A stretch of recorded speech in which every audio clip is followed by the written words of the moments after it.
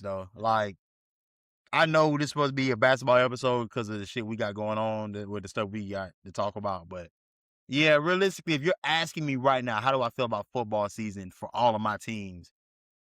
I feel optimistic about my Panthers. Like that they give me Okay. the most hope in this current moment, but I know how quickly that can change. And we know how this goes.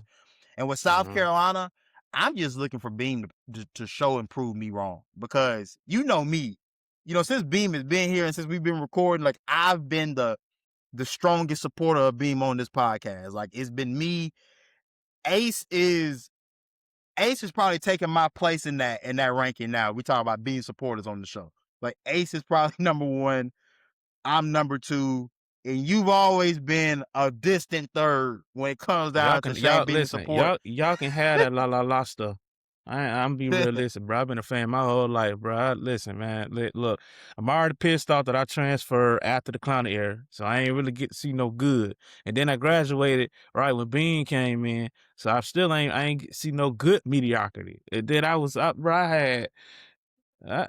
had Sean Elliott as a head coach, bro. I like come on now, like come on, man.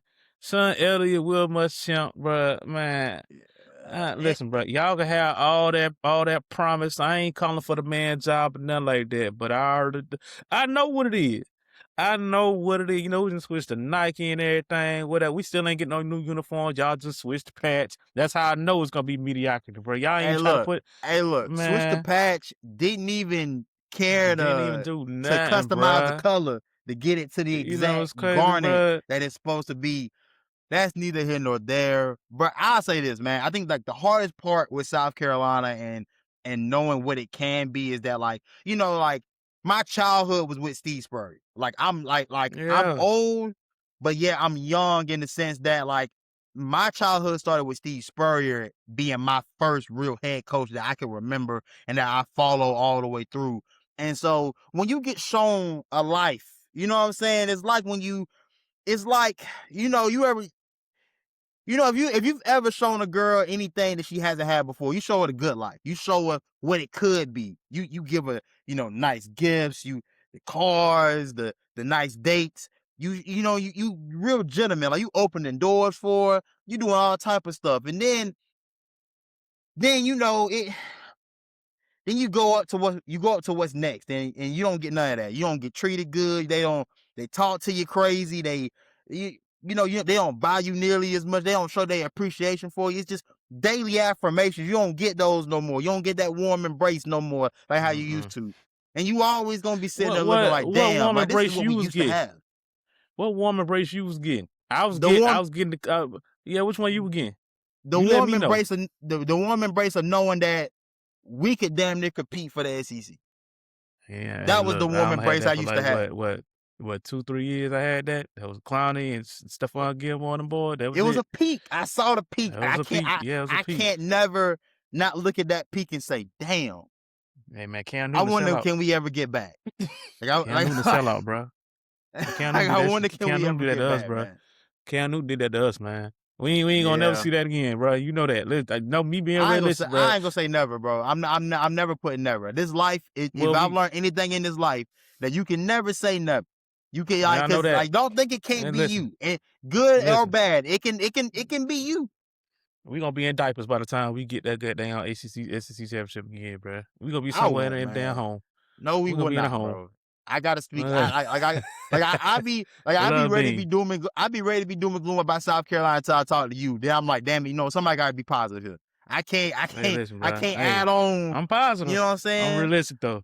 I'm realistic though, man. Listen, I know we all talk, but y'all know when we talk about South Carolina, we gotta talk about South Carolina. Right? Ace Boogie ain't on here, bro. Like we get emotional because Ace not here, bro. And that's exactly why we not gonna get too deep into it. You know what I'm saying? Diddy. You know what I'm saying? We gonna hold it down for right now. We live a life. We live a life where Vandy is ranked. That's how you know I'm sad. Vandy, they stadium still under construction, bro. What are we doing? Bro, what are we doing? That Vandy shit hurt me. That Vandy one hurt me. It hurt me. I ain't gonna lie. I think I lost. A part of me died that day. We lost to a Smurf, man. We lost to a Smurf at quarterback. Listen, y'all. Y'all don't understand. We gonna get to the nitty gritty. We ain't get to the intro yet, bro. This is how emotional We ain't we even got is to right the now with intro. this. Listen. I'm telling y'all, It we, we it gotta do bring it some out damage, of us, man. bro. It It bring it out do, of us, bro. It bring it out of us. man. But look, man. All that aside, Neither that's neither here here nor there. there. Welcome to the June Dropper Sports Podcast. I'm your host, Shanti Stewart. This is my co-host, D'Angelo Stevenson. Brother, Look at all, man. NBA basketball, I thought we were Yeah. done. I wanted to be done, but No, we ain't damn done. it, the This the NBA does good a part. great job of giving us the best soap opera of an offseason that you can ask for, bro. They deliver each and every year. This year, more than others. I think, and I want to say this. I want to say this offseason is a direct response to the New York Knicks winning this title. And that like everybody just looked around and just said like, gotta be. them? They did it. They did it. Like, they did it. It ain't the fact that they did it. It's the fact that who did it, who was on that roster, who did it. That's what it is. Y'all know how it is, man. Especially when like league. when you see some teams, when you see some formulas work, people like, oh, let me write that. Let me get that down. Write that down. We're gonna put that on the iPad. I'm gonna put that on the iPad. Put it in the notes. Put it in the iPhone notes, man. Let's go and get it. You feel me? But man, this offseason has been crazy, bro. I'm telling you, like it's wild. It's wild. Oh, absolutely, and it still has more to go. But I think the big dominoes have fallen thus far. One of the biggest dominoes, if not the biggest, being Jaylen Brown being traded from the Boston Celtics to the Philadelphia 76ers. This one, very surprising when you consider how often Boston and Philadelphia play, considering they're in the same division. Being willing to make this trade, Boston had seemed pretty adamant that they were going to move off of Jaylen Brown no matter what. After the Giannis deal fell through because of some things they weren't willing to give up to make that trade happen, they continued to shop Jaylen Brown. From what has been reported, this was all on the Boston Celtics in terms of who wanted this trade to happen. Jaylen Brown did not request a trade. That never came from him. This was Brad Stevens and that front office wanting to move on from Jaylen Brown. I gotta assume it's because of the money that he was making. Jaylen Brown making $57 million a year, wanting to move off of that money, wanting to get cheaper, wanting to fill out other pieces of other spots of the roster. This is how they felt like they needed to do it. You trade Jaylen Brown for Paul George. You also sign Mitchell Robinson if you're the Boston Celtics, giving you that big man presence that you've been so desperately looking for. But just to get everything nipped in the bud, these are the full details of this trade. Jaylen Brown being sent to the 76ers. Boston receives Paul George, a 2028 first-round pick with protections that could convert to a swap in certain scenarios, a 2031 unprotected first-round pick, a 2028 second-round pick, which is, that has some stipulations behind it as well, and a 2030 second-round pick, which also has some stipulations. D'Angelo Stevenson, you are the resident NBA analyst on this podcast. I got to ask you, what were your thoughts when you saw this trade go down? I feel like, honestly, some people think this was a bad trade, in terms of bringing in Paul George. For me, I think it's interesting. I wouldn't say it's good or bad. I think it's interesting. I think only because it gives Tatum space, right? You have a Paul George, a guy who's not in the spotlight as he used to be. He's the guy who really can come in and spark it on the way he should. It's interesting. It's really interesting because it gives Tatum the space that Boston so desperately wanted to give him. It gives him the time. It gives him the opportunity to see what he can actually do as the front man, right? Mind you, Jaylen Brown won a Finals MVP, and he won the Eastern Conference MVP. All that was like 2 years ago, right? So, and then he comes in this year, he becomes the 2 seed. Obviously they fell short to the team who they ultimately traded him for, which is also ironic. But it gives them the opportunity they so desperately wanted for a long time. I honestly think with the picks, it's just different because we don't know how good Philly is going to be in the coming years. And mind you, these are protected and these are unprotected regardless. These are still Philly picks. So with that being said, we don't know how dominating Philly is going to be in the coming years. We don't know, what that structure is going to be like. We don't. So assuming that you're going to gain something out of a pick when you see someone of that stature who has an incoming, rookie or who has a rookie who pretty much is going to evolve year after year, Tyrese Maxey, and we don't know the stature of Joel Embiid. So that takes a lot of pressure off of him with Jaylen Brown on the team as well. So like all of this, I feel like is just a reason, like you said, for Boston to get rid of the money, to have the space, to build around Tatum, so Tatum can take over the team, right? And I think, Yep. it's interesting because at the same time, it's one of those things, I'm not really big on predictions, but it's one of those things where you're gonna have to see it as it plays out. Who knows? Boston may be cooking with something. We don't know. Right now, in the moment, it's sour. It's sour for Yeah. Boston fans. It's hoo-ha hooray over in Philly. They jumping right now in Philly. You know what I'm saying? Oh They yeah. just got the other Brown back. So they just got rid of AJ. Now they got Jaylen. So it's just a matter of like, yo, we got to see how this plays. Because again, like there's so much, what they're trying to accomplish right now on both sides of the spectrum, but we honestly don't know. Because mind you, last year Tatum went out. Brown stepped in. Nobody thought that Boston was going to be a 2 seed. And I think that's why it's so sour for Boston fans because they didn't predict Jaylen Brown to lead them to a 2 seed in the Eastern Conference last year. But he did. And the fact that he did, and the fact that he was an MVP candidate, and the fact that he had one of the best seasons he had in his career, that kind of gave them a glimpse of like, yo, this is what this team could be. Right. With both of them on there, now that he's contributed so well. But, again, it's one of those situations where, like you said, Jaylen Brown didn't ask for this. He did not. And Boston that's the part that did needs to this. be.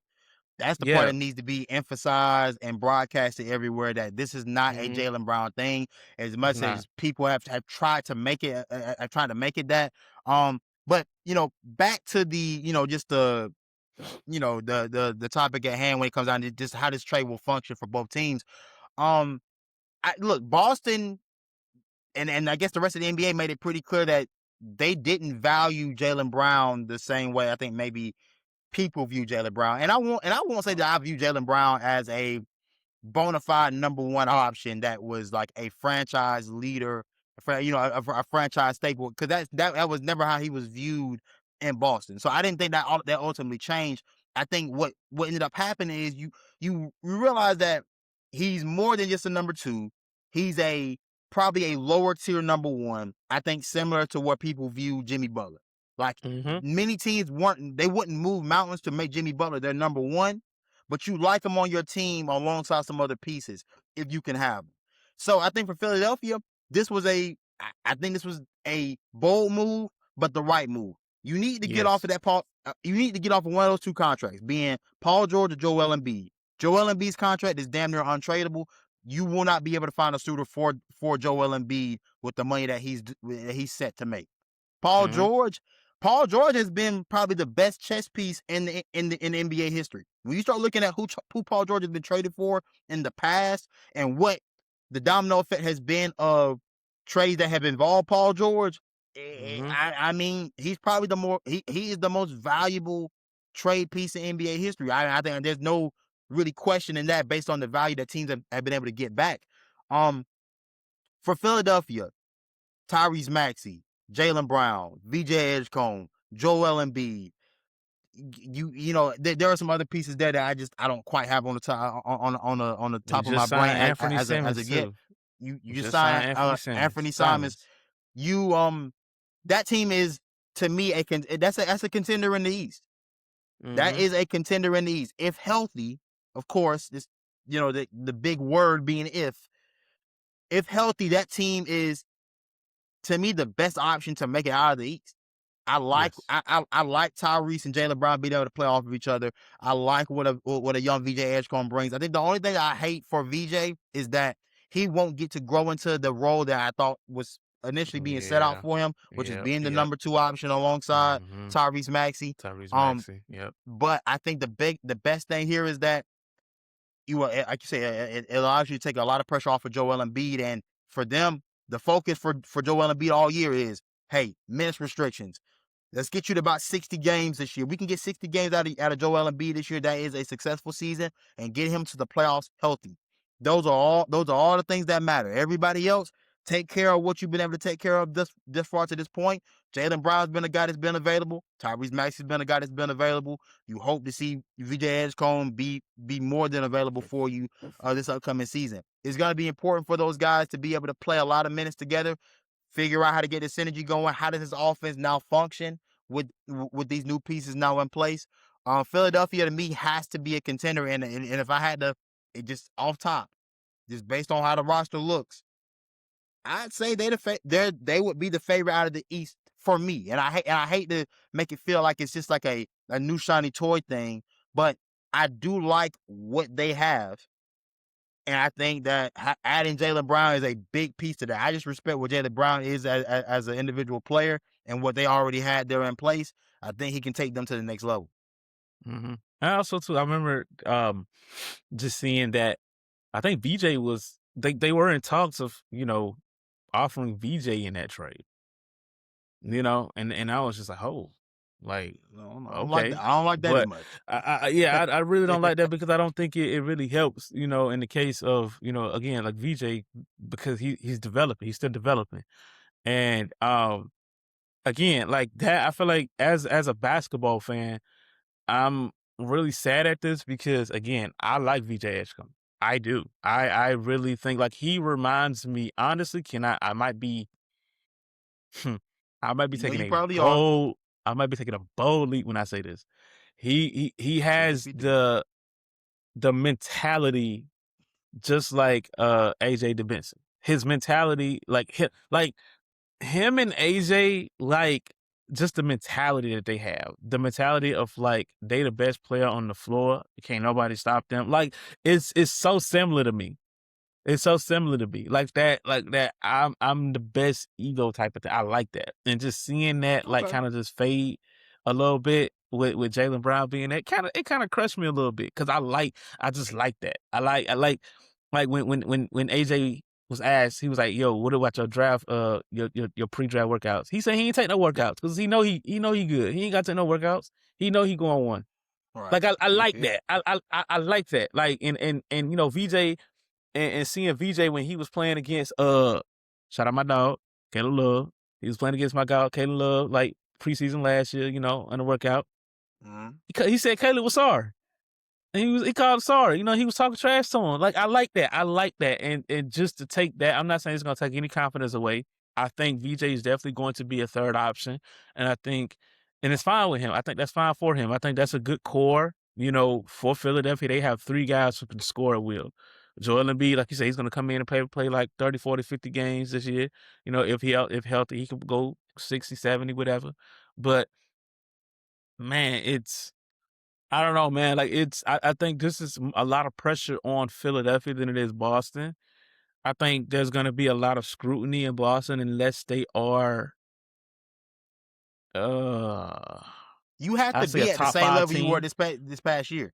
I ain't gonna lie. You almost have to be They not going to be within. there. You gotta be within the They top not 4. going to be there. If They you not fall going to be out of there. the top 4, then that's gonna be a problem. Now, They're I guess asking. the caveat would They're, be Jason Tatum's yeah. coming off of an Achilles, so Mm-hmm. how harsh do we judge this year? But if all things being considered, if everybody's 100% healthy, then you have to be right where you were, or at least maybe a little bit under that, in order for things not to get loud. Like, the noise is gonna start to build if you're not where you were last year. And I think Celtics fans, they understand that they're not going to be there next year. There's too many teams who pretty much are, like, on the come up right now that are really, probably going to be better than them. I That's can a name poor 5. excuse, though. That's a poor It is a excuse poor excuse, but because again, sorry to interrupt, but like, then why did you make the trade? If yeah, you don't, you asked for like, this. because y'all asked for it, so why make the trade and then have to tell fans, hey, y'all, we not gonna be like that this year? Like, no. Y'all wanted this to happen. Y'all Y'all wanted made this it to happen. happen. Show me right. Show me that you're right. And let's not even forget the fact that I even told Boston fans, again, this is how, and I don't want to joke on, because some of my close friends are Boston fans. But the majority of Boston fans are very arrogant because when there were talks last year, this is how I know they're so bought in on Jason Tatum, right? Mm-hmm. They brought him back from an Achilles tear Mm-hmm. just so they can make a playoff run. When we've heard from players before, time and time again. Derrick Rose being one of the main facades of that. Listen to your body, take the time off, and come back stronger, healthier, more physical next year. Boston, as an organization, and I don't know how Tatum felt about this. I don't know. But I feel like as an organization, as a trainer, as all of that, you should know. Like, even if you were a 2 seed, like, I feel like as a 2 seed without Tatum, you still could have went to the conference finals. You could have made it to conference finals without Jason Tatum. Like, let's keep it a bean. Let's keep it a bean. They could have made that conference finals, man. Like, theoretically, but I mean, you smoked the 3-1 lead. I can't. yeah, you smoked I can't that. really do hypotheticals with y'all if you smoked the 3-1 lead. Like, it is what it And is. then, mind you had Tatum half of that series. So it's like, all right, cool. So now the thing about me is just like, Boston is so locked in on winning. And that's across the entire spectrum. They're locked in on winning, whether it's the Red Sox, the Bruins, the Patriots, the Celtics, hell, whatever minor league team, or even the minor league team that's not even in Boston. They're so stuck on winning to where they're just impatient. And now that you traded them away, now that y'all want to be butthurt that he got traded. And now you can't accept adversity. Y'all are not going to be a top 5 team in the East next year. Y'all not. Y'all will be a probably 6 or 7 play-in team at best. I still got them boys sitting around on paper. I'm trying to think. I'm just trying to think because I gotta think about what's going on. I gotta see what happens with Detroit and see what. That's true. How that whole Jaylen Duren situation works out. But if I had to bet on it right now, you give me. New York's gonna be top. I think within the top half of the East, so they're gonna be top 4, whether it be third or fourth. I'd say third, maybe for New York. Give me Philly at the 2. That you could damn near. No, because it's either gonna be one or two things about to happen. Either I think Detroit runs it back and they're able to get back to the 1 seed, or depends on what happens with Cleveland. Like, I almost think Cleveland may. You know what? Let me bump New York down. I'll bump New York down to 4, Cleveland to 3, Philly at 2, Detroit back at 1. So again, 5. Like I said, bro, they're not the 4 best team in the league. Don't matter. And then you got to think about Atlanta. How good Atlanta will be this year. Atlanta might be good this year with the roster that they have, because they're on the come up right now. So they might be the 5th or 16. Yeah, you're right. I still, but you know what though? I still think they'll win 50 games. I think they get 50. Yeah. I think they get 50 wins. We don't know where Bron going. So like that's the last big domino of the offseason. Yeah, we don't know if he goes out east, that literally knocks them out. If he goes to, I don't think he could possibly go to any of those 4 teams that you just said. You know what? The East kind of crazy because you think about Kawhi just went back to Toronto. And Scotty together. Him, Scotty Barnes, RJ Barrett. I like that. Ooh, yeah. I like that a lot. Ooh. That's what I'm saying, bro. Interesting, boy. They probably. You right though. You may be right. They probably be a play-in team, a borderline play-in team at that. If the East goes the way we go, and then again, we still, mind you, I don't think they'll be border on the play-in. Mind you, bro, we still don't know, and I'm not being biased at all. Just given how the end of the season went, and I understand the trade was big, we still don't know how good Charlotte is actually going to be. Y'all won't be any good. We've already discussed that. We'll get to that.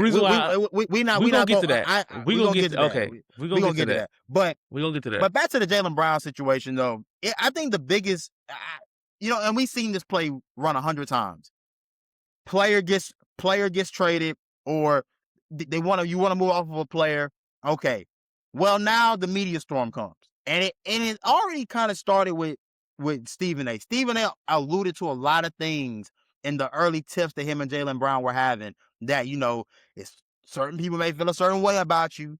I know this thing, I know that thing. And I hate when he does that, because it's either come out and say it or shut up. Quit dangling this bait and trying to hang this over somebody's head. Mm-hmm. If you got the balls to dangle it out there, you know what I'm saying? Pause. God, man. If you got the nerve to allude to these things, then just say it. But then you start seeing the reports of, oh, Jaylen Brown thinks he's the smartest person in the room. Jaylen Brown it rubbed a lot of people the wrong way. And the thing I tell people this is that, like, the guy did go to Cal Berkeley. He did. He has done seminars at Harvard. Like, He did. I mean, I think he was eligible to work for NASA at a point, like at some point in time. Yeah, he done a lot. Yeah, if we're talking about who's the smartest person in the room, that Jaylen Brown's resume from an academic standpoint would damn near make him the smartest person in almost 90% of the rooms he would be sitting in. Especially when we talk about the NBA, when we talking about basketball, guys that just play basketball, GMs that think they know basketball, coaches that tried to play basketball but were better off coaching basketball. Like, Jaylen Brown is probably smarter than damn near 90% of the people in NBA rooms. I feel confident in saying that. Is he the smartest person in the room? I don't know. There's a lot of rooms he could probably be the smartest person in. So when that came out, it's like the arrogance of that statement is just kind of like, his resume precedes him, bro. Like, he actually is, like, qualified to feel a certain type of way. Now, we know how that goes. People get a little skittish when you exert your intelligence and you let it be known how intelligent you are, and you're not bashful about who you are and what you've done. And so I understand. I get how that can rub people the wrong way, but typically people that get rubbed the wrong way by that are insecure about their own status. That's typically insecure people say things like, "Oh, he thinks he's the smartest person in the room." Like, bro, like you must feel that way. Like, that must be a feeling that you have personally about how he carries himself. But he's just doing what he does, bro. Like, what? Like, I don't know. Does. I don't want to get too political with it. I really don't. I really think yeah, because I feel like it's a standard to where, and I'm not taking nothing against like Bron and like CP and all these guys who whatever, but here's a guy who really stands on like Black excellence. You feel what I'm saying? And mind you, like, again, people say, like, I'm reading like comments now about it. They're saying like, oh, it's just the new ownership or whatever. I really do feel like I feel like you got Braun in him. I feel like JB is the guy who's like that next level guy who can really who could just take on a lot of that, whatever the case may be within the NBA community or whatever the case, et cetera, et cetera. I don't know. Like, I honestly don't know. I really feel like, for me, I feel like, would you want a player like that to be the smartest guy in the room? Like, has he challenged anything to kind of belittle you? What has he done? Like, people saying it's a disease. How? If it's such a disease, how? Like, elaborate how? Like, what has he done? What has he done other than go on his Twitch and just be real? Like, and I think that's just the issue, is it's like a lot of these organizations, they don't want these players to have a platform, and they don't want these players to speak. And I don't think he said anything bad. He just speaks his truth. Like, he's not like, and I think we've seen that since like 2020. These players around these leagues, they're not speaking their truth anymore. But then again, you have, again, I don't want to get too political with it. You have a lot of these white podcasters who come out, and a lot of these are current players in different leagues who speak. Like for instance, I know you don't watch the sport, the Kachuk brothers, right? Like, two brothers, like they talk about I'm talking about unfiltered everything on their podcast. They don't get no type of hate from it. They probably do within their community, but it's not as deep. But the minute that someone like Jaylen Brown of his standard, someone who, like you said, went to Cal Berkeley, this man has done a seminar at Harvard. at Harvard, a black man, and apparently it's a disease. How is it a disease? Yeah, That's the calling it a thing I want to know. disease is How? because and the reason why I say it's just a lot of dog whistles going off is because I'm like, damn, bro, somebody showing their intelligence. And maybe here's the thing, like I go back to like, is he trying to show y'all his intelligence, or is he just intelligent? And does that just make you feel small? Like that, that's the thing. Calling it a disease, when we know in these leagues there are some players that have done some heinous things that don't get talked about the way Jaylen Brown gets talked about. And I appreciate the fact that Jaylen Brown is willing to go on his Twitch, on his own platform, and address things head on. As soon as a report comes out, no, that's not true. He'll be the first one to come out and say, that's not what happened. I can tell you exactly what happened. And there seems to be this overt attempt to try to belittle his voice, and I appreciate the fact that he doesn't allow that to happen, doesn't allow that to be the case. I hope he continues to do that, and I hope that in his new spot that's more so embraced than belittled, how it seemed to become there in Boston on his I way think out. Philly, if this intelligence that he has is just quote unquote a disease, Philly is a spot for him. Like in terms of like just the overall environment, and I honestly think it's just the culture of, because I feel like if the fans really seen this, a lot of the fans would have probably turned to him like, "Yo, just shut up and just play basketball." That's how I Right, feel about it. You know what I'm saying? Because I feel like the fans aren't that. I don't think they really care about that aspect of it, unless it's a problem. Unless it right, becomes a problem. If they've never like alluded that this was a locker room problem, they said when he was in the room, it was a disease. Okay, in a room with who? Brad Stevens, the ownership, right. GM, Like, who's who? in the room when that's a problem? When Like he's a who? Like disease, who's in the room? yeah. No other teammate has come out so far and said this is an issue. He's just a smart ass dude who plays basketball. You don't see that a lot. You don't see a lot of you don't see a lot of intelligent men, women, or whoever in respective sport have the intelligence that they have and play a sport. You don't see it. The man Or he's on a or at lot. least they're not willing to display it. Exactly. And, And and mind for you, and for reasons like this right here, you keep guys and keep women from displaying their full level of intelligence, because it's looked down upon. It's looked yeah. down upon as if you're a locker room cancer for having some inkling of a brain cell that works. I don't know. Like for me, it's just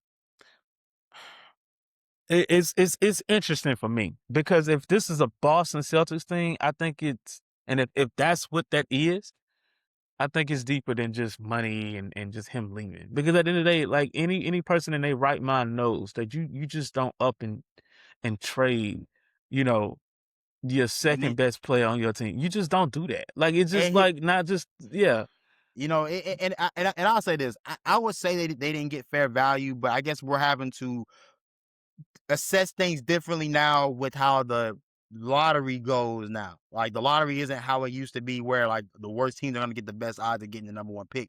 Like, so if you're a highly competitive team, you still have an opportunity to get a solid draft pick. So collecting draft picks, staying under the second apron is becoming a very important thing. So you're seeing teams get off of contracts that you typically wouldn't see them try to get off of in prior seasons. So I don't know. At least right now, it doesn't feel like they've gotten fair value for Jaylen Brown, just player for player. The picks will have to make up the value Mm-hmm. for that deal. But we can move it along.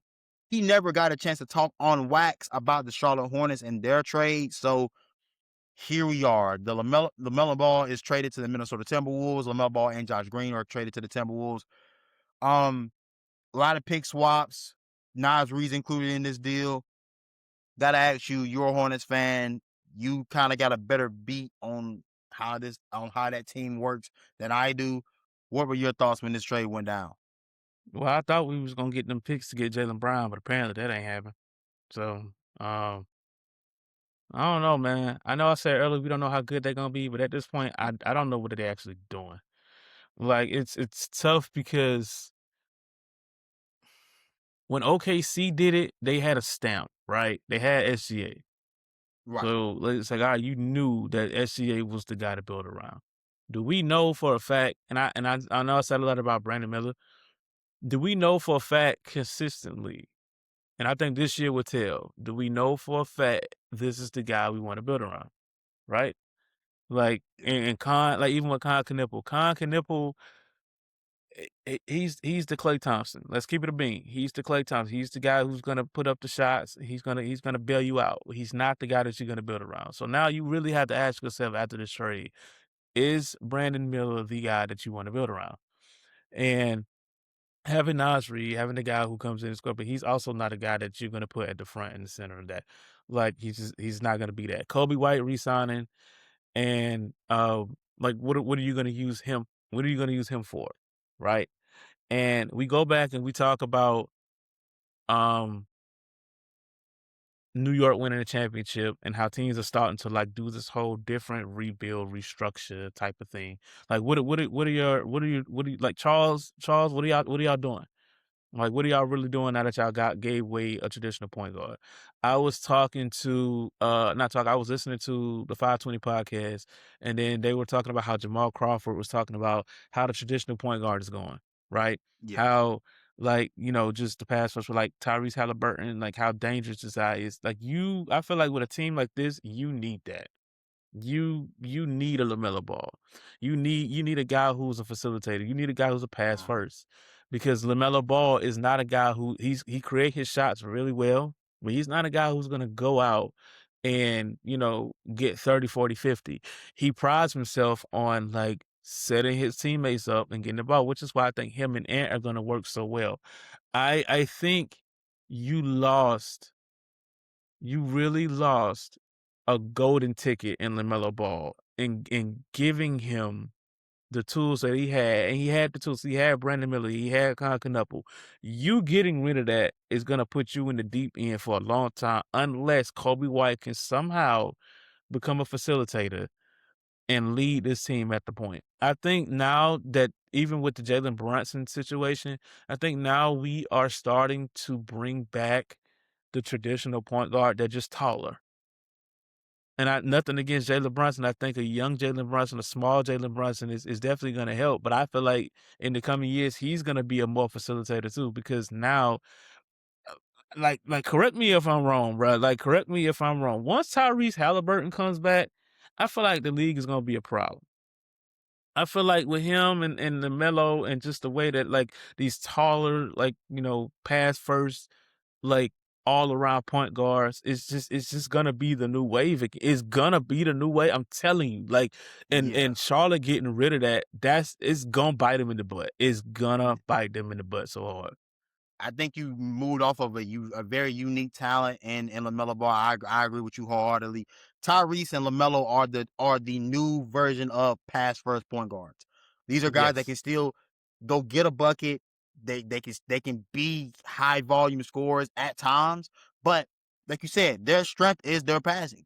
And Mm-hmm. for LaMelo, he helped facilitate that offense that was the number one net rate. It had number one net rating in the league from January Mm-hmm. onward. So I think Mm-hmm. losing that it's going to be tough. I mean, I look, I like how much they believe in Kobe White.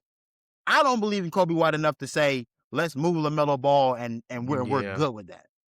Yeah. That's where I didn't necessarily get I couldn't necessarily get behind it. I also like what LaMelo Ball did for the rest of that offense. So Con Knuckle, Brandon Miller. I like what he was able to help those guys do in terms of making the shot selection easier, giving those guys great looks on a consistent basis. We'll see. Like you said, Brandon Miller is now the piece that this has to be built around. We'll see. I Yes. believe he's gonna take a leap this year. He averaged 20 points last year. I believe he gets to around 24 points, 25 points this year. Like I think just those amount of shots being lost now from LaMelo, I think he'll take that leap. But also, don't forget, like Kobe White is a score first point guard. He has not He is. displayed that he is a high level facilitator. Not that he doesn't have any facilitating ability. That just isn't what he's been throughout his career. Look, this team is to me a team that's gonna be fighting for a similar spot they were in last year, and that being the play-in. Like they'll fight for. I think they'll be fighting around 10 or 11. Mm-hmm. That'll be where they're at to me. I think they'll win about 40 games. And I think that'll be that. We'll see what happens because I think to give up the star of that team that was only 24 years old, that still could have gotten better. That showed a lot of growth this year once he was sat down and was on minutes restrictions. I think was really being bestowed with to run the coaching system. Hey, look, I understand what they're doing though, in a sense of getting rid of guys that they don't think fit the culture. So LaMelo Ball, Miles Bridges, getting rid of those guys and bringing in your culture. You brought in the Grayson Allens and the Royce O'Neals and stuff like that. Like it just doesn't feel like you have a star. And I think having to wait and see with Brandon Miller could I can understand how Mm-hmm. it creates some anxiety amongst fans. Even though I think I he has think great ability, it it's creates some it's anxiety. one of the situations where it's like you're pretty much forcing fans to be patient when it's like you didn't need that. And it's a situation where it was like you could have just gave up some assets that you didn't want. Like I feel like with LaMelo, like if you wanted to build your own culture, that's totally fine. I feel like Charles Lee is gonna bite him in the butt because if he doesn't do well, like we've seen with multiple Hornets coaches, they're out of there, right? And it's gonna Uh-huh. be like, look what you left us with. You left us with a promising Brandon Miller, a promising Kyle Knipple, and no star, right? And like, and then if the Nets coach, I'm not taking nothing against Charles, like, hope he stays, hope he does well or whatever. I'm just saying hypothetically, I've seen this multiple times where a lot of these coaches, they come and go in Charlotte and you leave them with what you had. And it's like, where do you go from here? So you really have to kind of dive deep into that. And even still, I feel like if you are going to build around Brandon Miller, you have to sacrifice that one to be someone who's pass first. You gotta go find someone who's a facilitator who really runs the offense. Not somebody who's really gonna come in and just do whatever. Because Kobe White is gonna play off the ball. Kobe White, he's a guy who's gonna he's gonna bring the ball up and he's gonna go play off the ball. Brandon Miller is a guy who needs the ball off his hand. Kyle Knipple is also a guy who's gonna play off the ball because he's gonna be more off the screens this year because he's gonna develop his catching and shooting this year. So Mhm. you need a guy who is willing to run that offense. Again, I don't think Kobe is that guy. I think again, like you said, just moving away from LaMelo because he doesn't fit the culture. I feel like that's one piece you could have been patient with. Like Charlotte could have been patient with that. And honestly, we've seen a lot of maturity. We've seen a lot of growth towards the end of the season for him. Because I was Oh, we saying once did. he got a taste in that play in on what winning felt like, you know what I'm saying? And then that's when Mhm. you kind of seen a spark in the mellow. And was like, yo, he kind of likes this. Like he wants to win. Like, because they went into that Yeah, game against Orlando. They really wanted that. They just came up short. They we came felt the up short. momentum of the fans. They felt the momentum of all of that, and they wanted that. They just lost. Yeah. And I mean, again, I think I think it's also one of those things where it's like, man, like how we view LaMelo, how we value LaMelo is just different than how they saw it. They just did not Yeah. value him that highly. They saw him as a guy that as a depreciating asset coming into the year, a guy that hadn't played a lot because was constantly injured. They saw the first opportunity to get rid of him because he showed signs of some durability, playing 72 games this past season. And they saw an opportunity to move off of him. All the experts seem to love the move. I wonder, I can't, like, how can you grade this as people have graded this move as an A+. I wonder, Hmm. what does that still ring true if you don't make the playoffs, Yeah. or if you fall short in the play in again. We'll see. We will see. If you asking me, I hate it.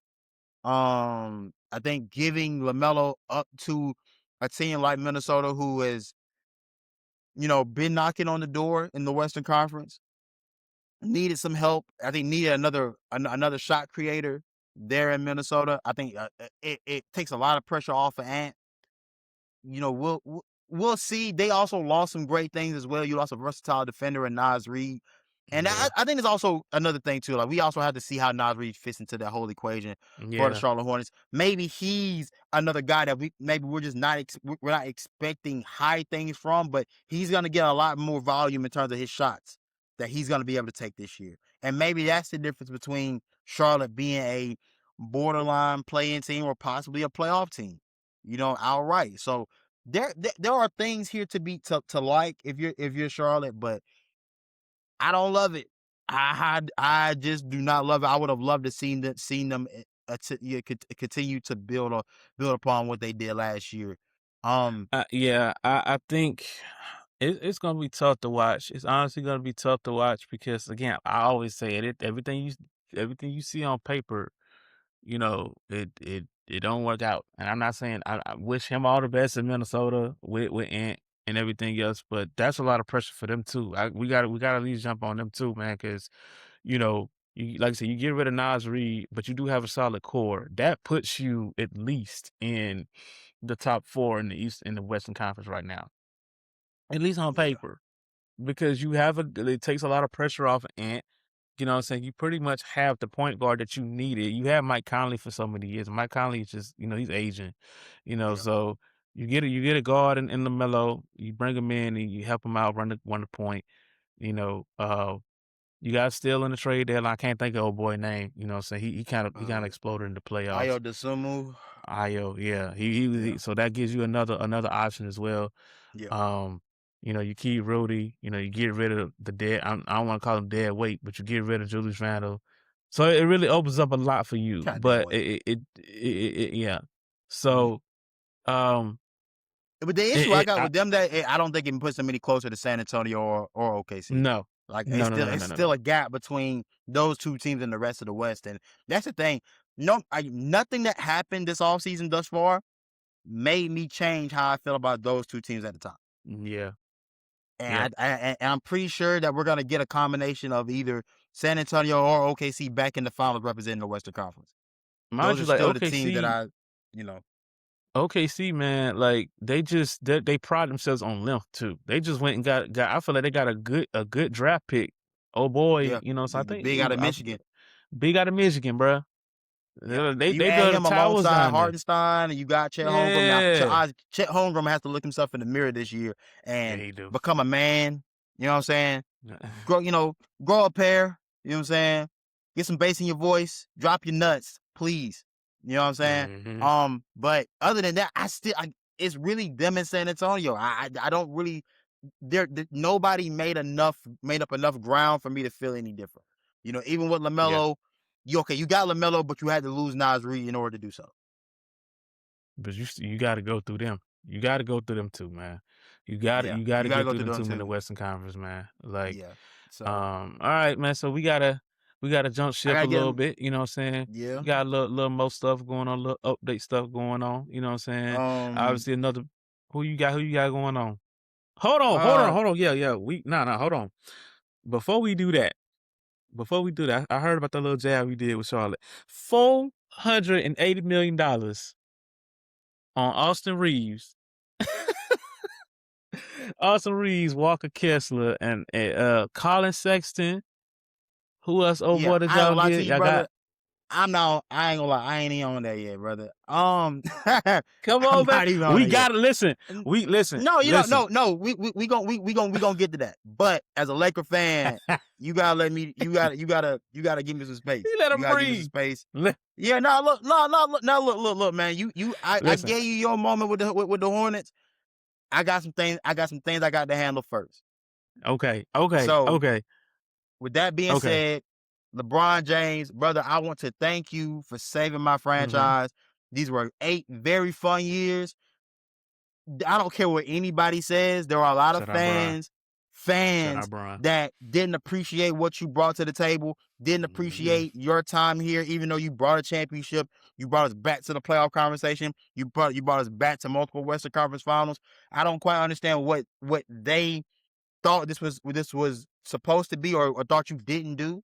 I guess the assumption is because he didn't win multiple titles in LA that his time in LA was a failure. Cap. That front office had done nothing to prove that they were going to be anywhere closer to where we got to before LeBron came.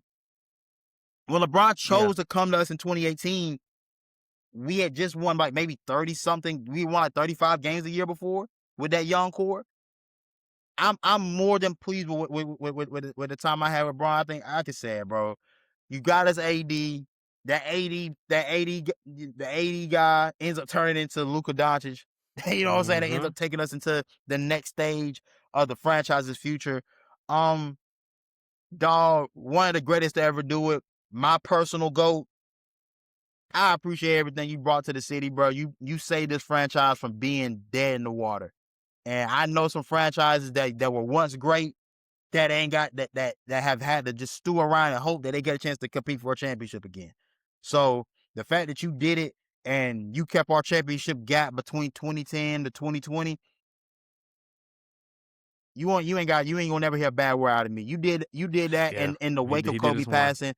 I don't think there's how can anybody utter any type of disrespect towards a guy that held it down, told you he was gonna bring a championship, brought it to the city. To me, no disrespect can be put on, no smut can be put on LeBron's name. I just wanted to get that out there. Now, back to you and what you were saying. And you have all the right in the world to question what that front office just did, because I have questions for that front office. So continue, brother. Just the money. Like, my thing is, just, it's a situation where, like, what is the plan for LA right now? Obviously, they're building around Luka. You know what I'm saying?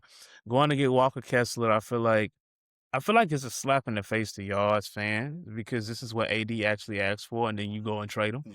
So, but then again, it's like, hey, like, and I don't think he was telling y'all how to do your job, but I feel like, and it goes back to what we said about Jaylen Brown.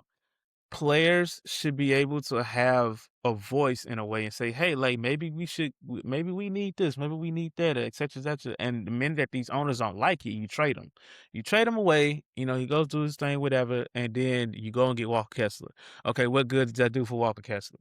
Huh? That don't really do no good for him. Well, no, it does do some good, because now you play with with an elite number one option in Luka Doncic. Okay. Which he hasn't played with in Utah. That now for Luka, it gives him the big that he wants to work with. Hey, screening rolls, lob threat, a defensive presence as well in the paint that we didn't have this past season.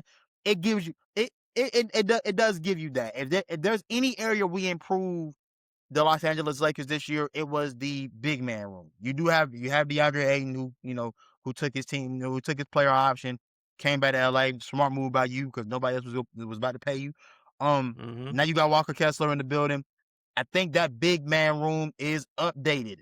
It is upgraded from what it was last season. So I at least give them that. If I'm being real, you had no choice but to pay Austin Reeves. If me in my GM brain, and I don't have much of one, I'm just, you know what I'm saying, it's damn peanuts rattling up here. But I almost thought that you should have dealt the sign and trade with Austin Reeves for Jalen Duren. Yeah. Considering the money that Jalen Duren wants, which is around $40 million, considering the money that you just gave Austin Reeves, I think that it would have gave Luka his big. Obviously, losing AR wouldn't have been ideal, but it gives you his big, and it gives Detroit, I think, their number two option, beside Kate Cunningham. I think everybody wins in a sense, but I understand paying Austin Reeves, and I don't hate it. It's just when you have two defensive liabilities in Luka and AR, that's where the problem becomes. That's where the problem comes into play at for me. Now, if you're telling me, hey, how much do I like the big three of Luka, Walker Kessler, and Austin Reeves? Look, the first thought, and I know Stephen A's catching hell for this right now, is, damn, I ain't never thought about having three white guys as my big three. It's a natural thought, because we haven't seen that since the 60s. Like, when's the in the modern era of the NBA, we've never seen a successful trio of white players win a championship. And I know people will say, hey, look, you can't say that, because people could say that about black quarterbacks in the NFL. Well, you do. You said it. You continue to say it. You've never stopped saying it. Y'all told Lamar to go be y'all told Lamar to go be a wide receiver. You told him he's a running back. You've done this a myriad of times. I mean, people question Cam Newton about moving to tight end at one point coming in his draft process. So it's not like that doesn't happen. So so please spare me the tears of, oh, they're discriminating against white players. We just haven't seen that. If you can tell me the last trio of white players you saw that were considered a championship team, I'd love to see it, and I'd love to see it be. I'd love to see it be post 1980, so the modern era of the NBA. So, now that being said, you probably shouldn't say those things on airwaves. You know what I'm saying? Two things can be true. I thought it too, but you probably shouldn't say it. Yeah. It is what it is. Yep. That's pretty much that simple. But I mean, I'm still looking up at Rob Pelinka, and I don't know. Look, the trade capital that it took to get Walker Kessler, and the lack of capital you have to be able to make any other moves without moving a player, like it's slim. And this is Rob's last stand in LA. You have no more moves to make. There is no more room there's no more money to pay anybody else. There's no more moves that can be made without moving players. I think now you're pretty much stuck with this. And Mark Walter, our new owner, I think I can at least commend your patience. I don't have much left for Rob Pelinka. I've seen enough. I think he's been gifted certain situations. LeBron James wanted to come to LA. He just wanted to come regardless. It didn't matter who was in the front office. Yeah. You know what I'm saying? Now, I guess moving the young guys for AD, that was a great move. Glad we got that done. But then you start looking at the other moves. Moving all of those pieces for Russell Westbrook. You make your team considerably worse. You move Alex Caruso, KCP, and Kyle Kuzma, guys who were the glue of your 2020 championship team, to get Russell Westbrook. In an era where, if you would have read the tea leaves, the big three era of basketball is over with. That's dead. That doesn't work anymore. Yeah, you can't sacrifice it doesn't exist. You can't sacrifice your bench for superstars and think that's going to yield you a championship. The best team LeBron's ever played for, in my mind, is the 2019-2020 Lakers. It's the most complete team, top to bottom, that he has had. They won a championship, and he won a championship with it, and they were dominant. And you chose to punt on that idea that you had, in hopes to try to go fetch greener grass, and it did not yield you much. It didn't work and out. So for the blame to be put on LeBron as saying that he was the reason why this thing didn't work out, like no, sir. I will not put the blame on a player before I put it on management. Management gets away too many times with being dumbasses that tell us they're the professionals that know basketball, yet they do dipshit things. Like, fam, they literally shit in their hands, throw it at a wall, and hope something works out. And LeBron James was the Band-Aid for that for a long time here in LA. Luka Doncic, you are now on the clock. The people will now start to look at you if you don't get it done here soon. Apparently, Luka likes the roster. Hey, I like Quentin Grimes. I like Colin Sexton. But what I don't like is the fact that we lost Marcus Smart, LeBron James, and Rui Hachimura in order to attain those guys. Because the one thing I think we both can say we value, because I think I'm probably not the highest IQ of basketball watchers, but I understand what high IQ players do for a basketball team. Exactly. Losing LeBron and losing Marcus Smart, two very high IQ players who just make your team smarter. It hurts. Marcus Smart, the little that I watched him in LA, he was looking like Boston Marcus Smart. He brought a level of value to this team that in the Houston series. And funny enough, Marcus Smart is headed to Houston right now. When you watch that Houston series back, the first thing I think everybody can notice is that, damn, LeBron and Marcus Smart, they're just smarter than these young guys. These guys got all the physical ability to be able to beat LA, but LeBron and those boys are just smarter. And now that you add a guy that has that level of basketball IQ to Houston and Marcus Smart, I believe he gives them great value over there. He's going to be a very integral piece into their ascension this year. And you get Fred VanVleet Black. I believe Houston is a quiet storm brewing up. If they can keep, locker room things intact, Kevin Durant likes to, he's a little chatty patty over there. Let's talk a little much. You know what I'm saying? I believe he'll do big things for them. Losing that type of IQ in the room for my Lakers, I don't love it. I'm looking to my young guys. I'm looking to Bronny James. I'm looking to Thiero. I'm looking to Cam Carr, the kid we just drafted out of Baylor. I need y'all. I really do. Bronny James, this is year 3. I thought I saw signs of growth here at the end of year 2.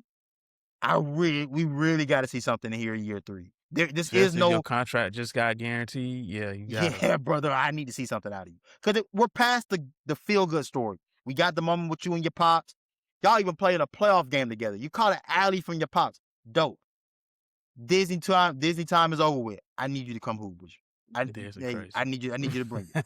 I really do. Like we actually have to rely on y'all boys. My boy Thiero out of Arkansas last year, I wanted him to get more minutes. I wanted JJ Redick to give my young guys more minutes for this day when you started to lose guys because you can't keep everybody. I need y'all. I really do. Dalton Connect, I don't know what's left to make of Dalton Connect. I don't think he's viable here in LA. I think that ship has sailed. But if he can prove me wrong, I'm more than open to it. But right now, I still have a lot more questions. There are things to like about what the Lakers did. Colin Sexton's a guy I like. Like I said, Quentin Grimes is a guy that I like. I just don't like them more than the guys that we previously had. Okay. So. Well said, man. Well said, brother. I appreciate that. This one been weighing on my heart heavy. It's been weighing on my heart heavy. You know what I'm saying?